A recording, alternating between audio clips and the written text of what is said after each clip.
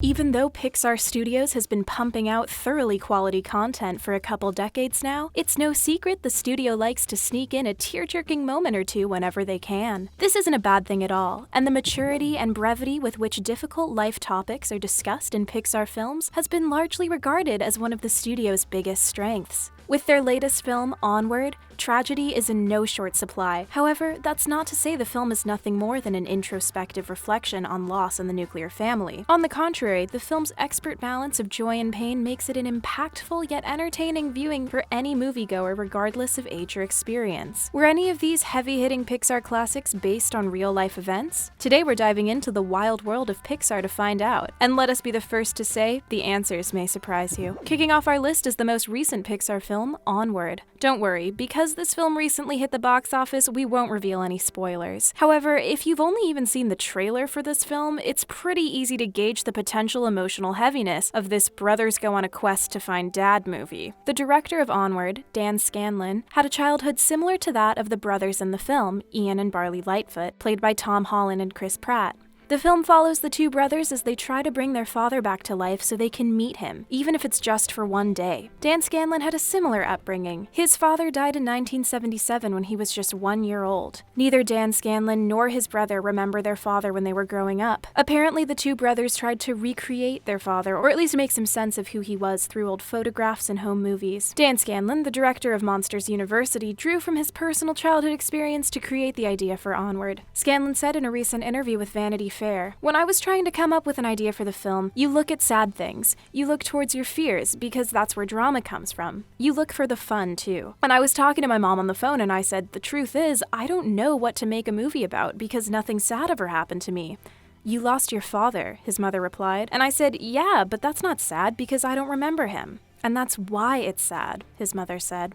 Alright, though it's hard to say a movie that takes place in the future can be based on real-life events from the past, we're going out on a limb here to say that this film is a cautionary tale of tragic events yet to come. How did you feel after the first time you saw WALL-E? Did you leave the theater misty-eyed and a little confused that a couple robots could yield such a powerful emotional response? We gotta give credit to the director and co-writer Andrew Stanton for producing such an emotionally profound piece of cinema. It could be argued that WALL-E is based on tragic real-life events that are likely to happen in the future. Planet Earth becoming so covered in garbage by human overconsumption that many people start living on low-hanging spaceships to resume life as normal, or as normal as it can be given the post-trash apocalypse circumstances. And hey, remember the TV screens everyone in WALL-E sat in front of? Looks a little like a smartphone, no doubt. Aside from being a warning of what's to come, WALL-E also used nostalgic themes of the past to inform the film's vision of the future. The American Film Institute named it one of the best films of 2008 in a review that also praised the film, saying, "Stanton and his team have created a classic screen character from a metal trash compactor who rides to the rescue of a planet buried in the debris that embodies the broken promise of American life. Not since Charlie Chaplin's Little Tramp has so much story, so much emotion been conveyed without words." How did you feel the first time you saw WALL-E? Let us know in the comments. Perhaps regarded as one of the most heart-wrenching Pixar films today, Up is anything but Up, as it deals with some very real human experiences like growing older, cancer, industrialization, and inevitable change. In Seattle, Washington, a similar situation to the plot of Up took place. This is a photograph of Edith Macefield, an Oregon native born in 1921. She was the owner of a 108-year-old farmhouse in the neighborhood of Ballard in Seattle. Over recent years, the neighborhood of Ballard has overgone intense changes due to industrialization. Though she traveled a lot in her early life, she always kept the farmhouse and returned to it to live in America when her mother became ill later in life. Despite the rapidly changing neighborhood of Ballard, Edith and her mother wanted to keep the farmhouse. In fact, Edith wanted to pass away in the house just like her mother did. In 2006, Edith was offered $1 million for the property her house resided on. She turned down the offer. When the high-rises began to build around her, the construction noise didn't bother her at all. She went on the record saying, "I went through World War II. The noise doesn't bother me. They'll get it done someday." Though Edith passed away in 2008, a construction chief around the architectural projects of Edith's house named Barry Martin wrote a book about his experience with Edith.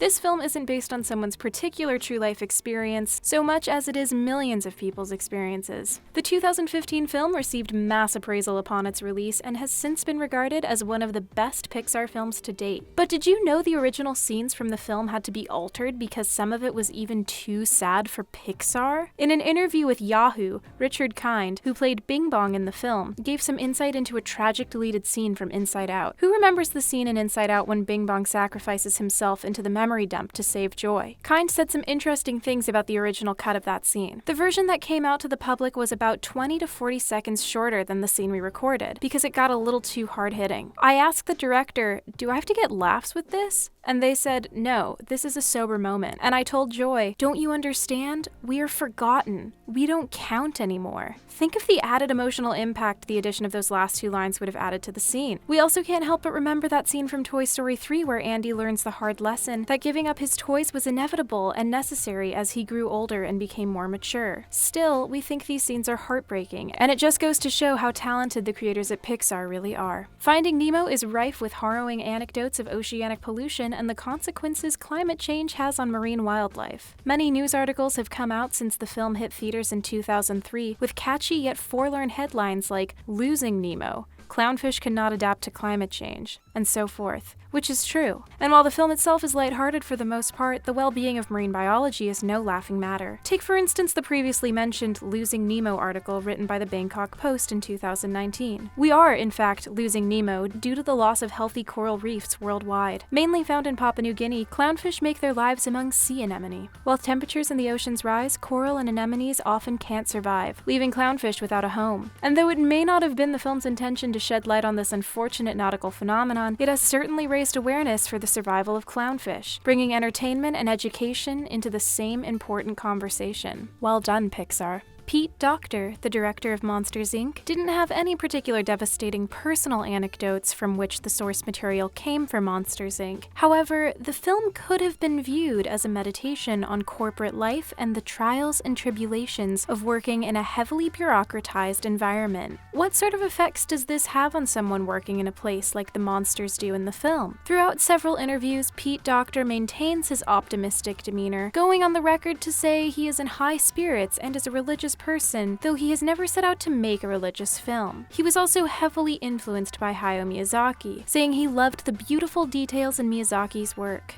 Can you notice any similarities between Monsters, Inc. and, say, Spirited Away? Artists are constantly being influenced by other artists and using the world around them as inspiration for their own work. Let us know in the comments if you're particularly inspired by any artists. Perhaps regarded as the oldest tragedy in existence on Earth, the asteroid that wiped out the dinosaurs was certainly a devastating natural disaster that is still widely talked about to this day. In a rare case of events, Pixar decided to make this historical event less sad by placing the Good Dinosaur in a timeline where the asteroid that hit Earth 65 million years ago actually passed safely through Earth's atmosphere and didn't hit any living dinosaurs. What happens next in The Good Dinosaur? Well, you'll have to see it for yourself, but we can assure you it's packed with some classic Pixar magic and will make you think and feel indefinitely. Well worth the watch in our opinion, especially if you like dinosaurs. While not necessarily heartbreaking, the creators of Toy Story did base their characters on real toys from the bygone era. For instance, Woody is heavily influenced by the famous puppet Howdy Doody, a popular puppet from the 1950s. He even had his own television show. Bo Peep, Woody's love interest, was based on the nursery rhyme character of the same name. Pixar actually wanted to use Barbie as the original Bo Peep, but Mattel refused to give Disney the license to the character of Barbie because Pixar wasn't really that famous when Toy Story was made. How do you think Toy Story would have been different if Barbie had been in the films instead of Bo Peep? The Incredibles is arguably one of the most light-hearted Pixar films ever made. Though it obviously isn't based on any any true-life events, unless there are people walking among us with real superpowers. It is still full of emotionally charged scenes and characters every viewer can relate to. Creator Brad Bird actually said in an interview that he wrote the story for The Incredibles in 1993 during a particularly tumultuous time in his personal life and career. He was working on The Iron Giant at the time and was subsequently incredibly busy. He didn't get nearly as much time with his family as he would have liked, and was sometimes unhappy because of his workload. Brad Bird was quoted in an interview saying, "Consciously, this was just a funny movie about superheroes, but I think that what was going on in my life definitely filtered into the movie." As the story of The Incredibles developed, Bird based his characters' superpowers on their archetypes in the family unit. One more piece of Miyazaki trivia we really love goes as follows. Apparently, when Hayao himself visited Pixar and saw story reels for The Incredibles, Bird asked him if they made any sense or if they were just American nonsense. Miyazaki said, "I think it's a very adventurous thing you are trying to do in an American film." We love how Pixar isn't afraid to get emotional in a lighthearted kids film. Are you excited to see Onward in theaters? What are some of your favorite Pixar moments we missed? Let us know all your thoughts in the comments below, and don't forget to subscribe to The Things to keep up to date with all our latest videos.